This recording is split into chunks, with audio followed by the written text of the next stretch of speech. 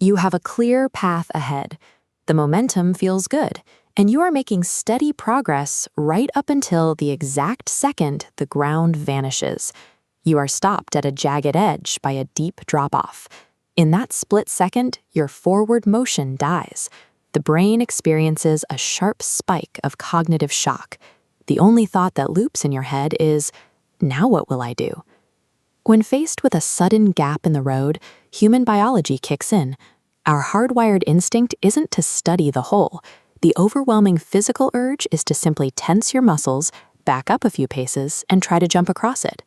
Behavioral researchers call this the blind leap. It is a cognitive bias that favors immediate aggressive action over taking the time to make a safe calculation. A hole in the ground is passive. It cannot hurt you on its own. The impulse to act impulsively, to leap without thinking, is what turns a static obstacle into an active threat.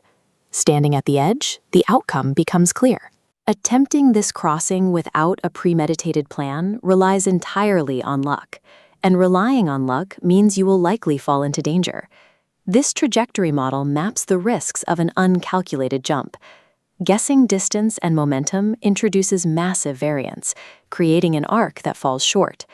Multiple red failing arcs appear, proving physical strength cannot outmatch the mathematical reality of an unmeasured void. This presents a conflict.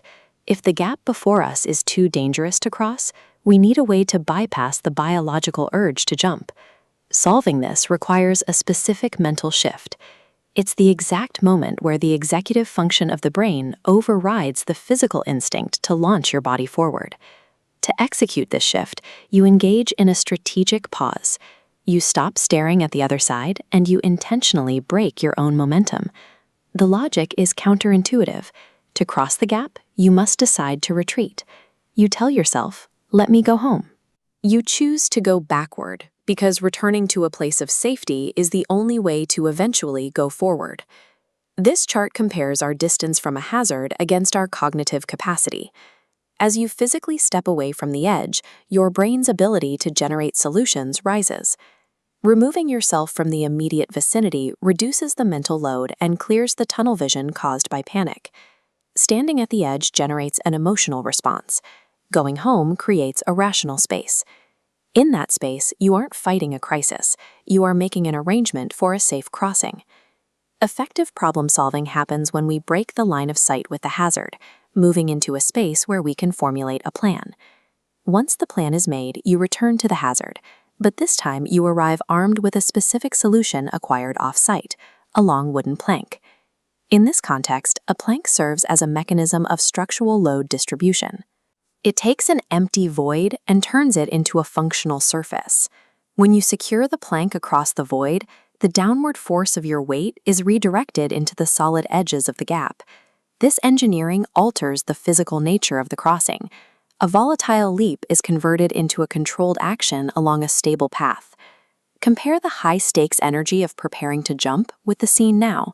You don't need a running start or adrenaline.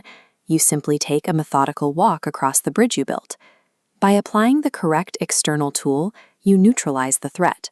The hole is still there, but it is now irrelevant.